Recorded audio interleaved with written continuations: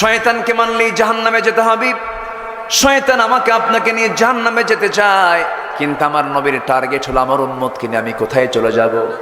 আজ তরুণে কোথায় চলে যাব? আমার নবীর মায়ে দয়া আমার প্রতি সবচেয়ে কম না সবচেয়ে বেশি? আমার নবী শুয়ে আছেন কোন মাটিতে? বলেন বলেন, কোন মাটিতে? যেতে কি মন চায় রে ভাই? যেতে কি মন চায়? নবী আমার মদিনায় শুয়ে আছেন। খুব সংক্ষিপ্ত জীবন পেয়েছিলেন, 63 বছর 9 ঘন্টা। কিন্তু আমার নবীজির প্রত্যেকটা সেকেন্ডকে তিনি আল্লাহ তাআলা তাকে দিয়ে কাজে লাগাই দিয়েছেন।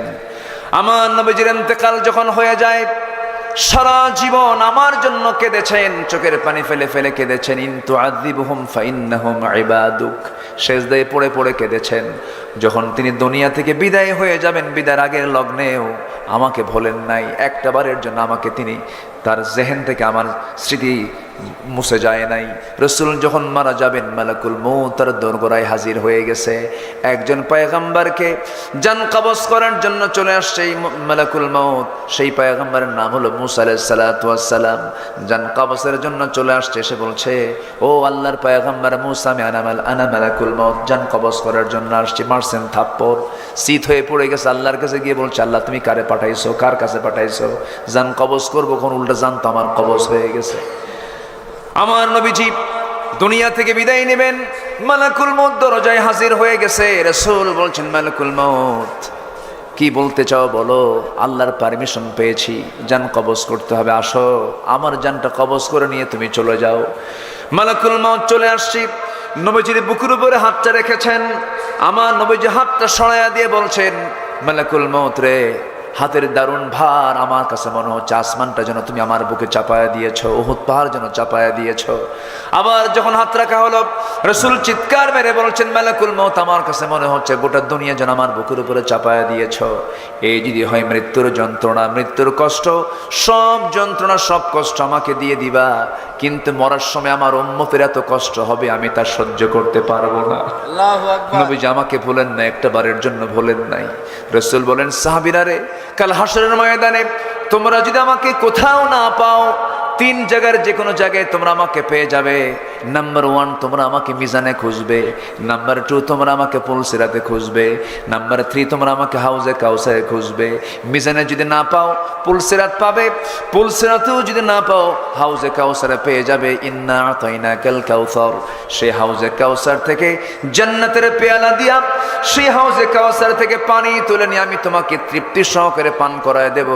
জনমের তৃষ্ণা নিবারণ হয়ে যাবে, আমি তুমি একসঙ্গে আমরা জান্নাতে চলে যাব।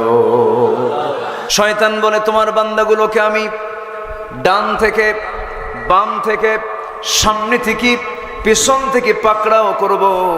আল্লাহ বলছেন, ইবলিস তুই পারবি না, কারণ আমার পছন্দের বান্দা যারা তারা পড়বে আমাকে খুশি করার জন্য আমার কাছে আশ্রয় নিয়ে বলবে, আউযু বিল্লাহি মিনাশ শাইতানির রাজিম, বিসমিল্লাহির রহমানির রহিম, ওয়া মান ইউতি'ইল্লাহা ওয়া রাসূলাহু ইউদখিলহু জান্নাতিন তাজরি মিন তাহতিহাল আনহারু খালিদিনা ফিহা। জোরে বলুন আল্লাহু আকবার। সূরা নিসা, সূরা নিসা মানে হলো মহিলা। বসে আছি কারা? তাহলে তো ওয়াজটা উল্টো হয়ে গেল না? হ্যাঁ, এখানে তো নাই, আড়ালে আছে। কিন্তু পুরুষ নামে যে সূরা ধরবো, পুরুষ নামে সূরা নাই, ঠিক আছে না? পুরুষ নামে কোনো সূরা নাই। তাই এখন বলেন তো, কোরআনে মেয়েদের দাম কমলো না বাড়লো? বাড়লো। সম্মানিত ভাইয়েরা, যদিও সূরা নিসা, নারী ছাড়া তো উপায় নাই। আমাদের উপায় আছে বলেন তো? নারী ছাড়া উপায় আছে? গার্লস স্কুলের সামনে যে শীত হয়ে পড়ে থাকে কিছু যুবক, শীত হয়ে পড়ে থাকে না? আকর্ষণ, এই আকর্ষণ কে দিয়েছেন? আসতে বলবেন, এই আকর্ষণ কে দিয়েছেন? আচ্ছা, মহিলা প্রজেক্টর একটু বন্ধ আছে, কি এবার আপনি এই জায়গায় কেন? ও ভালো আছেন তো আপনি? হাই, আমি এতক্ষণ চিনি নাই তো আপনাকে। মাশাআল্লাহ, আচ্ছা, দাড়িটা রাখতে হবে, তাই না? আল্লাহ তুমি তাকে দাড়িওয়ালা বানাও, জোরে বলি আল্লাহুম্মা আমিন। আচ্ছা, আর কাটবে না ইনশাআল্লাহ। প্রজেক্টরে প্রবলেম হচ্ছে, যারা দায়িত্বে আছেন এটার দিকে একটু খেয়াল করেন। সম্মানিত হাজিরিন, পুরুষ আছে যেখানে নারী আছে, নারী আছে যেখানে পুরুষ আছে সেখানে। এটা কে করে দিয়েছেন? আসতে বলবেন না, কে করে দিয়েছেন? শুধু আল্লাহ চান যে এই নারী পুরুষটার সম্পর্ক জোড়া লাগুক, বৈধভাবে না অবৈধভাবে? বৈধ হলে সওয়াবের কাজ, আর অবৈধ হলে জেনার কাজ। অবৈধ হলে কি হয়? জেনার কাজ হয়। তো সব কাজেই আল্লাহ তাআলা কিছু হুকুম আল্লাহ তাআলা দিয়ে দিয়েছেন। যেরকম যদি কেউ বিবাহ বহির্ভূত যদি কোনো সম্পর্ক কোনো নারীর সঙ্গে গড়ে, তাহলে তার জন্য সেটা জেনা হয়ে যাবে। এই জেনার কারণে তাকে জাহান্নামে যেতে হবে। ঠিক তেমনি দুনিয়ার জিন্দেগিতে কোর্ট চালাতে নিয়ে যদি কোনো বান্দা চুরির বিধান, জেনার বিধান, খুনের বিধান, এই সমস্ত বিধান এর রায় দিতে নিয়ে যদি কোনো বান্দা যদি আল্লাহর আইনকে বিশ্বাস না করে, দুনিয়ার আইনকে বিশ্বাস করে যদি রায় দেয়, তাকেও কোথায় যেতে হবে? আসতে বলবেন না, কোথায় যেতে হবে? জাহান্নামে যেতে হবে। তাহলে এখন বিষয়টা হলো, সমস্ত জায়গায় আল্লাহর দেওয়া হুকুম আছে না নাই? সেই হুকুমগুলো কি আজকে আমার দেশে চালু আছে? আসতে বলবেন না, চালু আছে? ফেরেশতা চালু করে দেবে। হ্যাঁ, ফেরেশতারা চালু করে দেবে। চালু করবে কে? আল্লাহ। চালু করবে কারা? বিজয় দিবেন কে? সাহায্য করবেন কে? তাহলে সে চালু আছে আরেকটা আইন, যে আরেকটা আইন যে চালু আছে, এটা কি যারা চালু রাখছে ওরা কি সহজে কি এটা বন্ধ হতে দেবে? হ্যাঁ, এখানেই প্রশ্ন, এখানেই বিষয়। কিছু লোক ভয় কি কয় জানেন? আমি কোনো কিছুই করি না, আমি কোনো দলই করি না, আমি নিরপেক্ষ। এরকম আছে না নাই? উনি জেল খাটবেন না, উনি কি খাটবেন না, উনি হামলা মামলায় যাবেন না। থামেন, আমারে বলতে দেন। তো এরকম কিসমের কিছু লোক মনে হয় আমার দেশে সিরাজগঞ্জে নাই, আছে না নাই? পৃথিবীতে সেই লোকটাই সবচাইতে বড় বদমাইশ, যে বলে আমি নিরপেক্ষ। নিরপেক্ষ ব্যক্তি কখনো সঠিক মানুষ হতে পারে? পক্ষ নিতেই হবে, যে কোনো একটা পক্ষ। হিজবুল শয়তান আই হিজবুল্লাহ, আল্লাহর দল নিতে হবে, নয় শয়তানের দল নিতে হবে। এর মাঝামাঝি থাকার কোনো কায়দা। আল্লাহ রাব্বুল আলামিন বলেন, وَمَن يَتَوَلَّ اللَّهَ وَرَسُولَهُ وَالَّذِينَ آمَنُوا فَإِنَّ حِزْبَ اللَّهِ هُمُ الْغَالِبُونَ। আল্লাহকে যারা বন্ধু বানাবে, রাসূলকে যারা বন্ধু বানাবে, ইমানদারকে যারা বন্ধু বানাবে, এই দল, আল্লাহর দলটাই বিজয়ী হবে, এই ঘোষণা দিয়েছেন তিনি আমারকে। তাহলে দল করতে হবে কার? আল্লাহর। আমার দেশে কিন্তু আবার ইসলামী দলই মোটামুটি আছে 51টা। কয়টা বলেন? 51টা। কত গ্রুপিং, কত কি। কিন্তু বিগত 16 বছর বহু ইসলামী দল বিগত সরকারের সকল সুযোগ সুবিধা নিয়েছেন। তারা নিয়েছেন কিনা বলেন? ফুরফুরে মেজাজে ছিলেন, ইলেকশনও করেছেন, তাদের কোনো সমস্যা হয়নি। এখন প্রশ্ন হলো, তাহলে সঠিক দল কোনটা? এখানে প্রশ্ন আছে। একজন মনীষীর মন্তব্য, তিনি বলেছেন, বাতিল শক্তির বন্দুকের নল যেই দলের দিকে তাক করানো থাকে সেটাই হচ্ছে একমাত্র হক দল। বুঝতে কি আর বাকি আছে ভাই? বুঝতে কি আর অসুবিধা হচ্ছে? বহু জুলুম করেছো তোমরা। আমাদের উদাহরণ দেওয়ার জন্য আর মিশরে যেতে হয় না, আর ফিলিস্তিন যেতে হয় না। আমার দেশেও সালাউদ্দিন আইয়ুবের উত্তরসূরিরা ইতিহাস রেখে গেছেন। আল্লাহু আকবার বলে। সৈয়দ কুতুব শহীদের উত্তরসূরি হয়ে অনেক অবদান ইতিহাস তারা সৃষ্টি করেছেন বাংলার জমিনে। আলহামদুলিল্লাহ বলে, জোরে বলি আলহামদুলিল্লাহ। ফাঁসি হবে রাতের বেলা, বিকেলবেলা ছেলেকে ডাক দিয়ে বলে, বাবা আমার জানাজা কে করবে? আব্বা আপনি যার নামটা বলেন, তুমি আমার জানাজা পড়াবে। তোমার মা যেন পাবনায় না যায়, তোমার মার বড় কষ্ট হবে, তুমি আমার জানাজা পড়াবে। ফাঁসির মঞ্চের দিকে তাকে টানা লাগে নাই, তিনি দৌড়া দৌড়া চলে গেছেন। আল্লাহু আকবার বলবেন না? যেন এক খোবায়ে ফাঁসির মঞ্চের দিকে আগিয়ে যাচ্ছে। নতুন সাহাবীদের জন্য একটা মডেল এদেশে রূপায়িত হয়েছে। বলি আল্লাহু আকবার। সম্মানিত ভাইয়েরা, আমার মন বলে, আমার এই দিল বলে, এই জমিন আল্লাহর দিন কায়েম হবে। জোরে বলি ইনশাআল্লাহ, জোরে বলি ইনশাআল্লাহ। এরা ছিল মাত্র 16 বছর, তাতে আমরা কাতর হয়ে গেছিলাম।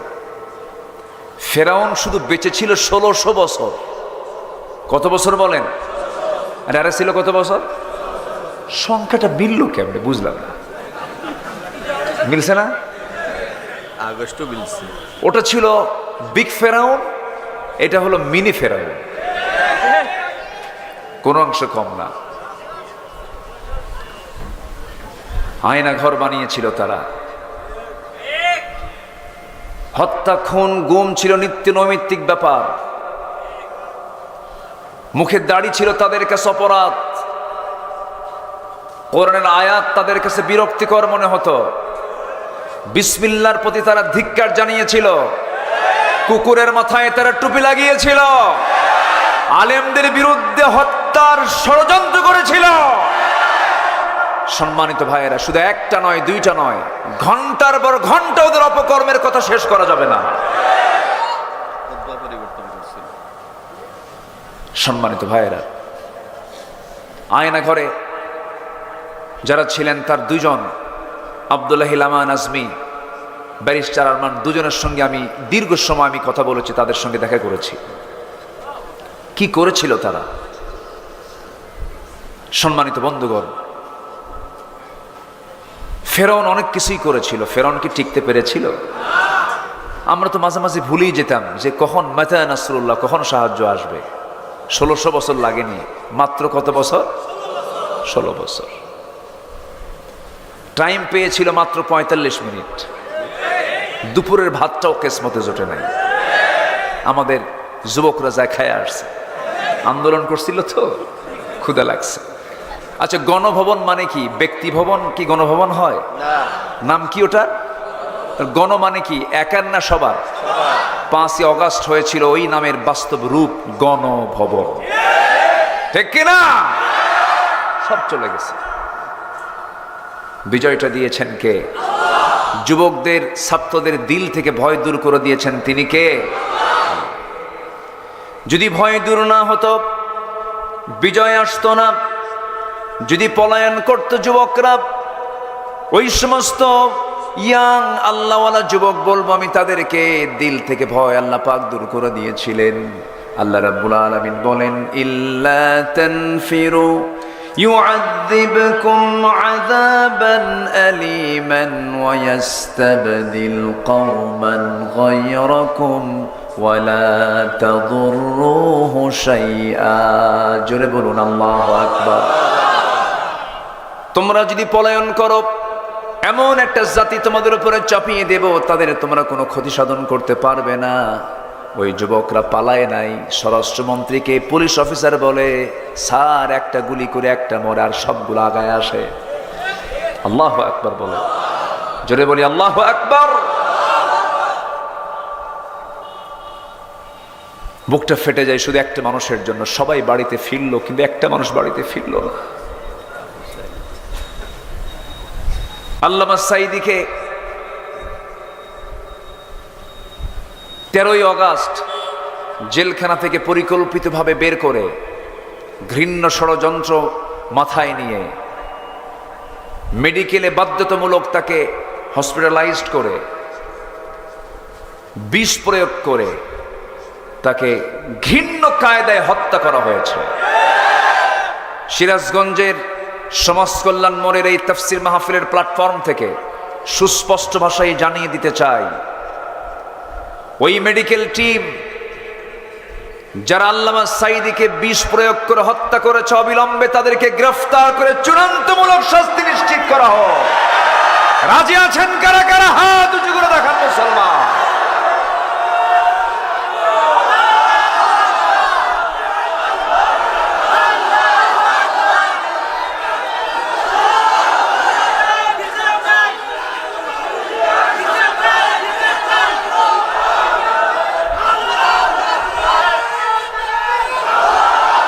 আল্লাহ কবুল করুন, জোরে বলি আমিন, আরো জোরে আমিন।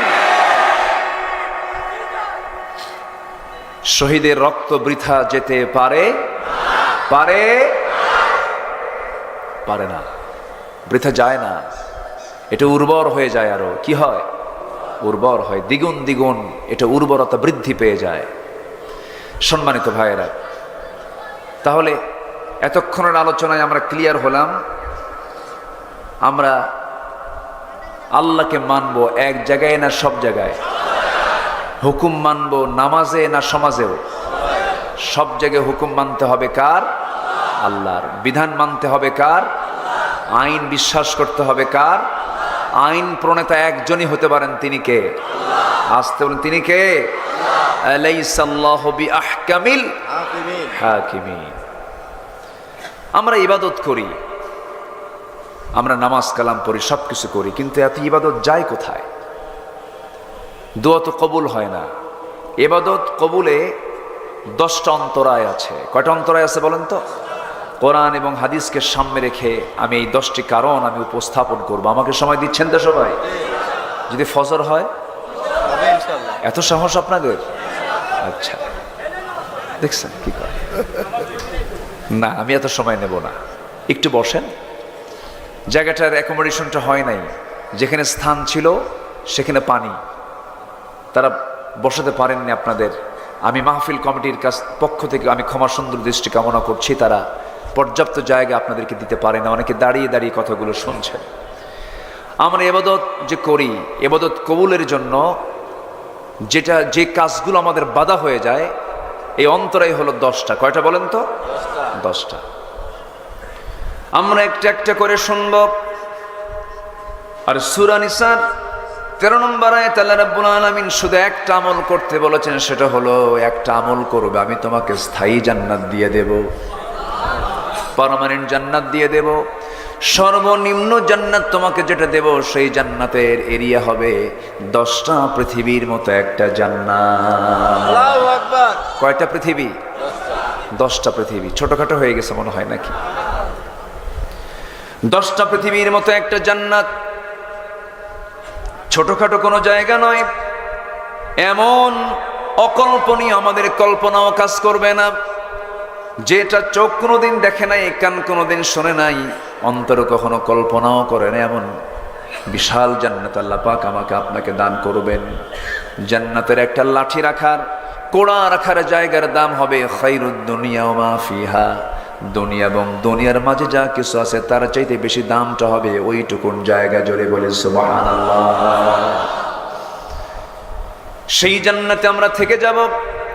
জান্নাত যদি আমাদের জুটে যায়, জান্নাতের খাবার খেলে বুড়া হবে না, জান্নাতের খাবার খেলে পরে যৌবন হারাবে না, জান্নাতের খাবার খেলে পরে এসে কখনো অচল হয়ে যাবে না।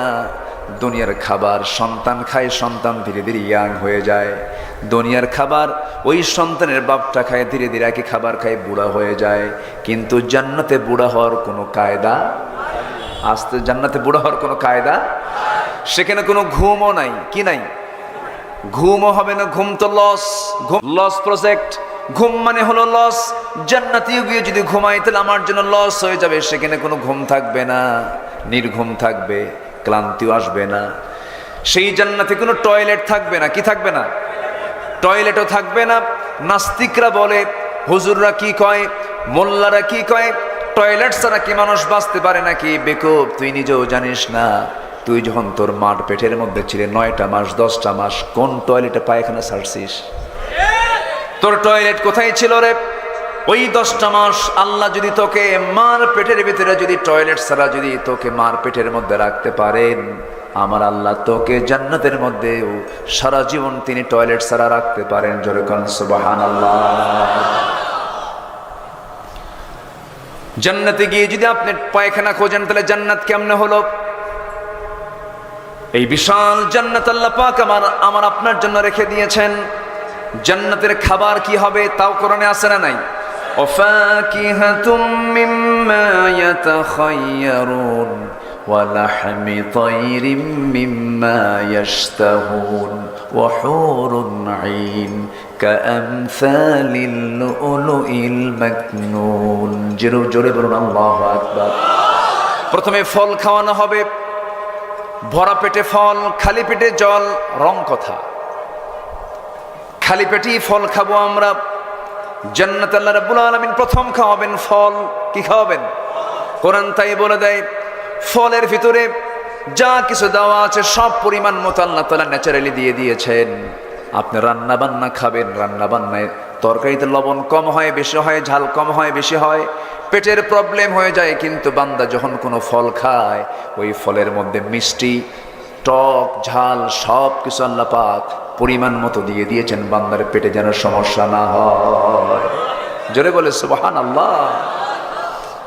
আমার বন্ধুগণ, সেই জান্নাতে যদি আমরা যেতে চাই, একটা কাজ আমাকে আপনাকে করতে হবে, সেটা হলো আল্লাহ যা বলেছেন, রাসূল যা বলেছেন তাই আমাকে আপনাকে ফলো করতে হবে। এই কাজ একমাত্র ইমানদাররা করতে পারে, কিন্তু মুনাফিকরা কখনো করতে পারে না। ইবাদত কবুলের 10টা অপকর্ম আছে, এর মধ্যে 1 নম্বর অপকর্ম হলো যারা মুনাফিকি করবে তাদের কোনো ইবাদত কবুল হবে না। আস্তে বলুন কবুল হবে না। 10টা পয়েন্টের কয়টা পয়েন্ট বললাম বলেন? এখনো আছে কয়টা? 9টা। মাথায় রাখবেন, একটা করে পয়েন্ট গুনে গুনে রাখবেন। এই 10টা অন্তরায় যেটা আছে, 10টা রেস্ট্রিকশন যেটা আছে মানব জীবনে, এই 10টা অপকর্ম থেকে যদি আমি নিজেকে গুটিয়ে রাখতে পারি, আমি যে ইবাদতটাই করব সমস্ত ইবাদত কার দরবারে মঞ্জুর হয়ে যাবে? আল্লাহর দরবারে মঞ্জুর হয়ে যাবে। মুনাফিকি করা যাবে না। মুনাফিক তো মনে হয় সিরাজগঞ্জে নাই, ঘরে ঘরে। আল্লাহু আকবার। সাহাবীরাও কাঁদতেন মাঝে মাঝে। একদিন এক সাহাবী হানজালা রাদিয়াল্লাহু তাআলা আনহু, হানজালা, উনি বাড়ি থেকে দৌড় মেরে বের হয়েছেন। দৌড়াচ্ছেন তিনি আর জোরে জোরে বলতেছেন, না ফাকা হানজালা, না ফাকা হানজালা। দৌড় মেরে মেরে যাচ্ছেন আর বলতেছেন, হানজালা মুনাফিক হয়ে গেছে, হানজালা মুনাফিক হয়ে গেছে। সামনে সাইয়েদনা আবু বকরকে পেয়ে গেলেন। তিনি বলছেন, ভাই হানজালা কি হয়েছে? হানজালা মুনাফিক হয়ে গেছে কেন? দুনিয়ার কথা মনে হয়, নবীর সামনে গেলে পরে দুনিয়া ভুলে যায়, নবীর কাছ থেকে চলে আসলে দুনিয়ার কথা মনে হয়ে যায়, মনে হয় মুনাফিক হয়ে গেছি। সাইয়েদনা আবু বকর তিনিও কাঁদতে শুরু করলেন। তিনি বলছেন, আমি মনে হয় মুনাফিক হয়ে গেছি। নবীর সামনে দুজন হাউমাউ করে কেঁদে কেঁদে বলছে, হুজুর আমরা বুঝি মুনাফিক হয়ে গেছি। রাসূল বললেন, না রে না হানজালা, মুনাফিক হও নাই, আল্লাহ তোমাদেরকে ইমানদার হিসেবে কবুল করে নিয়েছেন। সাহাবীরা কি পরিমাণ টেনশন করতেন। ওমরে ফারুক রাদিয়াল্লাহু তাআলা আনহু একদিন, আমার নবীর একজন প্রিয় সাহাবী, যার হাতে রাসূল মুনাফিকের তালিকাগুলো রেখে দিতেন, আমার নবীর সেই নির্দিষ্ট করা সাহাবীর কাছে গিয়ে ওমরে ফারুক হাউমাউ করে কেঁদে কেঁদে বলছে, ভাই রে দেখো তো, রাসূল যে মুনাফিকের তালিকাটা দিয়েছেন, দেখো তো ওই তালিকার মধ্যে আমি ওমর, আমার নামটা কয় নাম্বারে আছে? আমার নামটা আছে নাকি? চিন্তা করে দেখেন, ওমর ফিল জান্নাহ, ওমর একজন জান্নাতি মানুষ, জান্নাতের সংবাদ দুনিয়াতে বসেই পেয়েছেন। তাদের মধ্যে এত বড় পেরেশানি ছিল। আমরা ইমানের দাবি করছি, তবে মুনাফিকের যে লক্ষণগুলো, কোনো লক্ষণ আমাদের মাঝে থাকা যাবে না। আসতে থাকা যাবে না। মুনাফিকের লক্ষণ কিছু আছে না নাই? দেখিয়ে দিয়েছেন মুহাম্মদ সাল্লাল্লাহু আলাইহি ওয়াসাল্লাম। একটু মনোযোগ দিয়ে সবাই শোনার চেষ্টা করুন, কথাগুলো মাথায় রাখতে হবে। আজকে আমি যে সাবজেক্ট আমি প্রেজেন্ট করতেছি, প্রযুক্তির কল্যাণে, মিডিয়ার কল্যাণে গোটা দুনিয়া সাপ্লাই হয়ে যাবে। আমি সমস্ত ইমানদার ভাইদেরকে আমি করজোড়ে মিনতি জানাই, এই 10টা অপকর্ম থেকে যদি আপনার নিজের জীবনকে যদি আপনি পরহেজ করতে পারেন, এপারে দুনিয়া ও পারে আপনার জন্য জান্নাত হয়ে যাবে। আল্লাহু আকবার। নাম্বার 1 ছাড়তে হবে কি? বলেন বলেন বলেন, কি ছাড়তে হবে? শাহিন ভাই কষ্ট হচ্ছে না তো? একসঙ্গে দোয়া করে দেব, একসঙ্গে দোয়া করে দেব। আপনাকে ছাড়লে আমির গেলে কি আর হয় বলেন তো? করোই না, দেখছেন কি করে? আমরা একসঙ্গে খুব বেশি রাত করব না আমরা। জি, কষ্ট হচ্ছে নাকি আপনাদের? আলোচনা চালাই, জোরে বলি ইনশাআল্লাহ। 1 নাম্বার কি ছাড়তে হবে? মুনাফিকি। মুনাফিকির জন্য রাসূল দোয়াও করেছেন, নবীর দোয়াও কাম হয় নাই। মুনাফিকি এত খারাপ জিনিস। মুনাফিক হয়ে মারা গেল কেউ, তার জন্য যদি পৃথিবীর সেরা বড় বুজুর্গ আলেম এসেও যদি দোয়া করে, সেই দোয়াও কবুল করবেন না কে? মুনাফিকের জন্য কোনো সুপারিশ গ্রহণ করা হবে না। একটা প্রেক্ষাপট আছে। আমার নবীর জীবদ্দশায় রাসূল জানতেন লোকটা মুনাফিক। আমরাও কিন্তু জানি, কম বেশি বুঝি যে লোকটা মুনাফিক। বুঝি না? বুঝি, কিন্তু বসবাস করতে হয়। কি করবেন? আমার নবীজিও বসবাস করেছেন। মুনাফিকদের সর্দারের মৃত্যু হয়ে গেল। আমার নবীর কাছে সংবাদ চলে এলো, মুনাফিক বাপ, কিন্তু তার ছেলেটা আবার খুব ভালো সাহাবী ছিলেন। তার ছেলেটা নবীর কাছে এসে বলছেন, ইয়া রাসূলুল্লাহ, আমি আপনার সাহাবী। আমি জানি আমার বাপ জঘন্য মানুষ। আমার বাবার দ্বারাই বদর যুদ্ধ উস্কে দিয়েছিল। আমার বাবা ইহুদিদের সঙ্গে যোগসাজশ করেছে। আমার বাবা সব প্যাঁচ লাগায় দিয়েছে। আমার বাবা যুদ্ধগুলো আগায় নিয়ে এসেছে। আমার বাবা, আমি জানি আমার বাবা মুনাফিক মানুষ, কিন্তু হুজুর কি বলবো, বাপ তো আমার মায়া দয়া তো একটু কাজ করে, একটু মহাব্বত তো কাজ করে। আমার বাপ দুনিয়া থেকে বিদায় নিয়েছেন। হুজুর আপনি যদি আপনার গায়ের একটা জুব্বা দিতেন, আমার আব্বার গায়ে কাফনের কাপড় হিসেবে ব্যবহার করতাম, বরকত মনে করতাম। হুজুর আপনি দিবেন নাকি? আমার রাসূল সঙ্গে সঙ্গে বলেন, সাহাবী একটু দেরি করো। নিজের গায়ের, বিশ্বনবীর নিজের গায়ের পবিত্র জুব্বা একটা তিনি দিয়ে দিলেন। সেই জুব্বাটা নিয়ে ওই সাহাবী চলে গেছে। মুনাফিক তার বাবা তার গায়ে কাফনের কাপড় পরানোর জন্য তার গায়ে কাফনের কাপড় পরায়া দিয়েছে। কিছুক্ষণ পরে এসে কেঁদে কেঁদে বলে, হুজুর আমি জানি আমার বাপ জঘন্য মানুষ, কিন্তু আমার বাবার জানাজা শুরু হবে, আমার খুব ভালো লাগতো আপনি যদি আমার বাবার জানাজাটা পড়ায়া দিতেন। আমার নবীজি তাও মানা করলেন না। নবীজি বলছেন, আমার সাহাবী, তুমি তো আমার সাহাবী, তোমার বাবার ব্যাপারে তুমি যখন বারবার বলছো আমি মানা করতে পারছি না, যাও আমি তোমার বাবার জানাজায় চলে যাব। আমার নবীজি জানাজায় চলে গেলেন। জানাজা শুরু হয়ে যাবে। রাসূল করিম সাল্লাল্লাহু আলাইহি ওয়াসাল্লাম তিনি জানাজার সামনে গিয়ে হাজির হলেন। সাইয়েদনা ওমর ফারুক রাদিয়াল্লাহু তাআলা আনহু পিছন দিক থেকে নবীজিকে বারবার ডাকতেছেন, টানতেছেন, হুজুর আপনি কার জানাজা পড়ান? এই তো কাট্টা মুনাফিকের জানাজা আপনি পড়াতে পারবেন না। রাসূল বলছেন, ওমর আমাকে বাধা দিও না, আমাকে জানাজা পড়তে দাও, কারণ আমার সাহাবীর বাবা, আমার সাহাবী আমাকে খুব ভালোবাসে।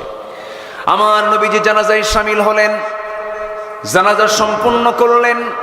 সম্পূর্ণ করার সঙ্গে সঙ্গে আয়াত নাযিল হলো, ইস্তাগফির লাহুম আও লা তাস্তাগফির লাহুম ইন তাস্তাগফির লাহুম ৭০ মাররাতান ফালান ইয়াগফিরাল্লাহু লাহুম।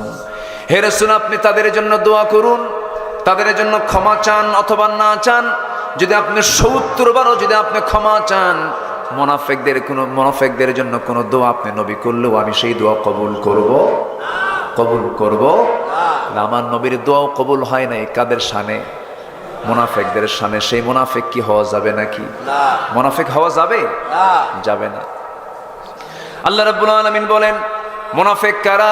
وَمِنَ النَّاسِ مَن يَقُولُ آمَنَّا بِاللَّهِ وَبِالْيَوْمِ الْآخِرِ وَمَا هُمْ بِمُؤْمِنِينَ। জোরে বলুন আল্লাহু আকবার।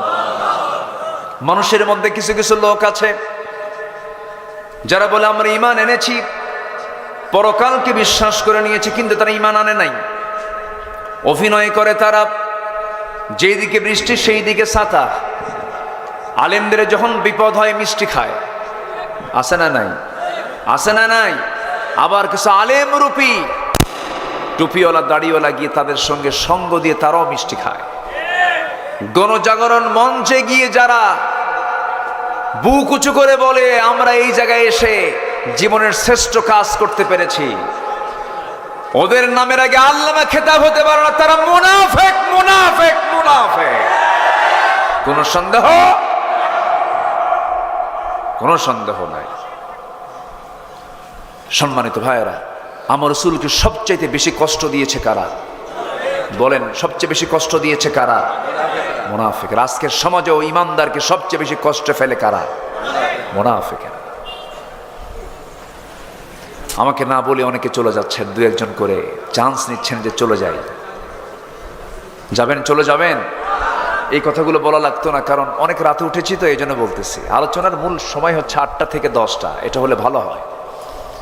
আল্লামা সাঈদী এই রেকর্ডটা করেছেন। উনি খুব সময়কে গুরুত্ব দিতেন।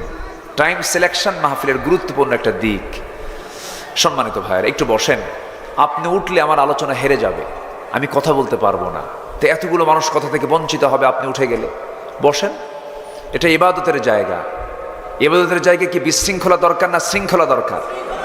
আমরা শেষ দোয়ার মধ্য দিয়ে আমরা শৃঙ্খলা রক্ষা করে মাহফিলকে সফল করব। জোরে বলে ইনশাআল্লাহ। একটু আমাকে সময় দেন। তাহলে ইবাদত কবুলের কয়টা অন্তরায়? 10টা। 1 নাম্বার কি? মুনাফিক। মুনাফিক কিন্তু কোনো কাফের হয় না, মুশরিক হয় না। মুনাফিকের মুখে দাড়িও থাকে, আবার মুনাফিক নামাজও পড়ে, মুনাফিক প্রথম কাতারেও যায়, মুনাফিক চোখের পানি ফেলে কান্দেও, মুনাফিক হজও করে, মুনাফিক যাকাতও দেয়, মাঝে মাঝে মসজিদ বানায় দেয়, মাদ্রাসা বানায় দেয়, কিন্তু মাঝে মাঝে কপালে তিলকও লাগায়, মাথায় পট্টিও লাগায়। ঠিক কিনা? মুখে দাড়ি রাখে, আবার সুযোগ বুঝে দাড়ি কাটারও চেষ্টা করে। ঠিক কিনা? দাড়ি কাটে নাই একজন মাঝখানে? লজ্জায় লজ্জায় মাথা আমার নিচু হয়ে যায়। একটা দেশের টপ লিস্টেড একজন ধনী, হ্যাঁ, এত বড় একটা ধনী মানুষ, একজন শিল্পপতি, সে নিজেকে বাঁচানোর জন্য রসুলের সুন্নাহ, একটা দাইমি সুন্নাহ, দাড়িটা কাটলো কেমনে? ধর্মের ব্যবসা আমরা করি না। ঠিক কিনা? ধর্মের ব্যবসা তারাই করে যারা প্রয়োজনে দাড়ি রাখে, প্রয়োজনে দাড়ি কাটে। যারা প্রয়োজনে দাড়ি রাখে, প্রয়োজনে দাড়ি কাটে, প্রয়োজনে মাথায় পট্টি বাঁধে, প্রয়োজনে মাথায় তিলক বাঁধে, ওরাই হচ্ছে ধর্মের ব্যবসায়ী।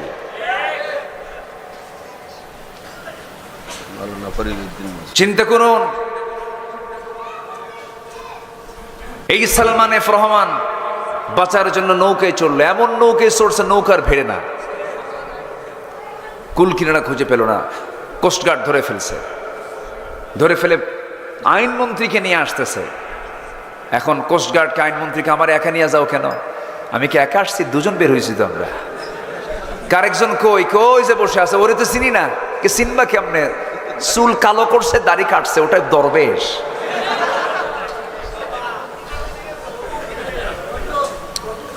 কি কথা কি বোঝা যায়? এখান থেকে একটা বিষয় ক্লিয়ার, সেটা হচ্ছে জালিম জালিমকেও ছাড়ে না, জালেম জালেমকেও ছাড়ে না, কিন্তু ইমানদার ইমানদারকে রক্ষা করে। ইমানদার যদি হয়, যদি দেখে আমার ভাইটা বিপদে পড়েছে, না আমি তাকে বিপদে ফেলতে, আমি বিপদে পড়ে যাই, কিন্তু আমার ভাইটা বিপদ থেকে বাঁচুক।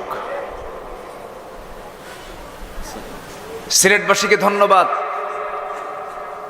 ওই কালামানিক বাঁচার জন্য চলে গেছে সিলেটে।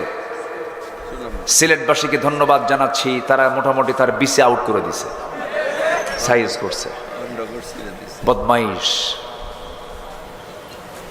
আত্মস্বীকৃত ইসলাম ইসলাম দ্রোহী এরা, ইসলামকে এরা বরদাস্ত করতে পারে না, ইসলামকে এরা সহ্য করতে পারে না। সম্মানিত ভাইয়েরা, তাহলে মুনাফিকি কি আমাদের মধ্যে রাখা যাবে? মিথ্যা কথা বলা যাবে? ওজনে কম দেওয়া যাবে? ছলচাতুরি করা যাবে? লেনদেনে তারতম্য করা যাবে? এগুলো যারা করবে তারা কি? মুনাফিক। মুনাফিকের প্রসঙ্গ একটু বাদ দিলাম, যেহেতু আরো সামনে আরো কথা আছে। ইবাদত কবুলে 10 অন্তরায় আছে। এর মধ্যে 1 নম্বর হলো মুনাফিক, এটা বাদ দিতে হবে। নাম্বার 2 হলো নামাজ অলসতা ত্যাগ করতে হবে। আমার বন্ধুগণ, আমার দেশে বুকটা ফেটে যায়, 18 কোটি মুসলমান, কিন্তু আমার দেশে 4.5 লক্ষ মসজিদ থাকার পরেও মসজিদে মুসল্লি কম না মুসল্লি বেশি? শুধু কম না অনেক কম? আসল মুসল্লির পরিচয় হলো জোহর নামাজ না ফজর নামাজ? একটা গ্রামের মসজিদে যদি আপনি লক্ষ্য করে দেখেন, জোহরের চাইতে আসরের চাইতে ফজরের মুসল্লি দিয়ে মসজিদ ভরে গেছে, তখন ভাববেন আদর্শ গ্রাম এটা। আদর্শ গ্রামের বৈশিষ্ট্য হলো মসজিদ ফুটে উঠবে, ফজর নামাজের মুসল্লি বেশি হয়ে যাবে। কিন্তু এই চিত্র আর আজ চিত্রায়িত হয় না। মসজিদ পাকা হয়ে গেছে, নামাজ আলস্য তৈরি হয়ে গেছে। মসজিদ পাকা হলো, ইমানদারির ইমানটা কাঁচা হয়ে গেছে, মসজিদে যায় না, নামাজ পড়ে না। আমার বন্ধুগণ, আল্লাহ তাআলা বান্দার যত অপকর্ম আছে, সমস্ত অপকর্মের মধ্যে সবচাইতে একটা অপকর্মের সবচেয়ে বেশি রাগ করেন, সেটা হলো কি ছেড়ে দেওয়া? আসতে বলবেন না, কি ছেড়ে দেওয়া? নামাজ ছেড়ে দেওয়া। আল্লাহ রাব্বুল আলামিন সূরা মারইয়ামের মধ্যে বলছেন, ফাখালাফা মিন বা'দিহিম খালফুন আযাউস সালাতা ওয়াত্তাবাউশ শাহাওয়াত ফাসাউফা ইয়ালকাউনা গায়্যা। এই দুনিয়াতে যারা নামাজকে নষ্ট করে ফেলবে, নামাজকে বাদ দিয়ে ফেলবি, আমি তাকে অচিরেই শুধু জাহান্নাম নাই, জাহান্নামের গর্তের মধ্যে ঢুকাবো। সেই জাহান্নামের গর্তের নাম হলো গাই নামক গর্তের মধ্যে আমি তাকে ঢুকায়া ছাড়াবো। আল্লাহ তাআলা এত রাগ করে ফেলে এই কথাটা বলেছেন যে জাহান্নাম দিয়ে আল্লাহ তাআলা খুশি হবেন না, তাকে জাহান্নামের গর্তের মধ্যে, গাই নামক গর্তের মধ্যে তাকে ঢুকাবেন। রাগের কথা, কিসের কথা বলেন? রাগের কথা। এই জন্য জাহান্নাম থেকে বাঁচার জন্য আমাকে আপনাকে নামাজের ক্ষেত্রে সকল অলসতা বাদ দিতে হবে। আজান যখন হয়ে যাবে, সকল কাজ ছেড়ে আমরা কোথায় চলে যাব? আসতে বলবে না, কোথায় চলে যাব? কিন্তু মসজিদে যে যাব, মসজিদের খতিব পালায়া যায়। মসজিদের খতিব কি করে? পালায়া যায়। কোন কোন মসজিদ? তাও জাতীয় মসজিদ। এটা জাতীয় মসজিদের খতিব 5ই আগস্টের পরের জুম্মায় নাই, নিখোঁজ সংবাদ। কে? খতিব নাই, খতিব হেরে গেছে। 2 সপ্তাহ পরে আবার গুন্ডা সহ আসছে। কি সহ? গুন্ডা সহ। গুন্ডা সহ এসে কাম হয় নাই, এমন জুতা মারা মারছে, জুতার নিক্ষেপে কাম সারা। পরে সাংবাদিক সম্মেলন করে খতিব বলতেছে, আল্লাহর মেহেরবানিতে আমার গায়ে একটা জুতাও লাগে নাই। কথা বুঝলেন? মানে বেকুব তো বেকুবই। সম্মানিত ভাইয়েরা, আমরা সেই দিন এদেশের ভাগ্যাকাশে আমরা দেখব যে একটি রক্তিম সূর্য উদয় হয়েছে। সেদিন বুঝতে পারবো, যেদিন দেখতে পাবো বঙ্গভবনের বাসিন্দা হবে বাইতুল মোকাররমের খতিব। ঠিক কিনা? বাইতুল মোকাররমের খতিব কোনো বেতনভুক্ত খতিব হবে না। বাইতুল মোকাররমের খতিবকে আমরা বেতনভুক্ত দেখতে চাই না। বাইতুল মোকাররমের খতিবকে দেখতে চাই আমরা বঙ্গভবনের বাসিন্দাকে। ঠিক কিনা?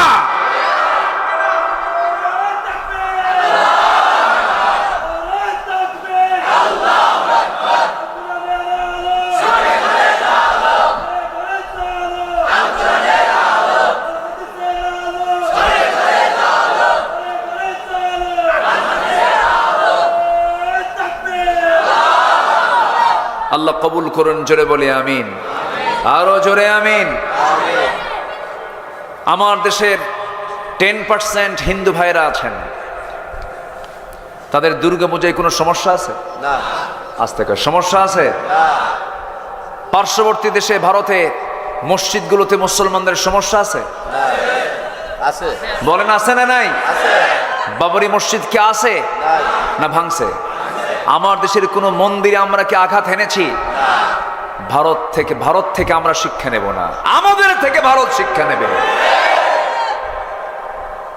আমরা সম্প্রীতি বুঝি, আমরা মহব্বত বুঝি, আমরা মানবতা বুঝি, আমরা মানবিক মূল্যবোধ আমাদের মধ্যে দিয়েছেন, ইসলাম শিখিয়েছে আমাদেরকে। বলি আলহামদুলিল্লাহ।